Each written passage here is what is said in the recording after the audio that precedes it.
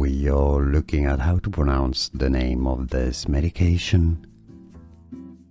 Let's break down the pronunciation. In British English in the UK it's said as Trulicity, okay, Trulicity. Now in American English in the United States, in the US, Trulicity. We are looking at how to pronounce the name of this medication. Let's break down the pronunciation. In British English in the UK it's said as Trulicity, okay, Trulicity. Now in American English in the United States, in the US, Trulicity. Here are more videos on how to pronounce more confusing words and names too many mispronounced. Like this video if you found it useful. I appreciate your support. I'll see you soon and thanks for watching.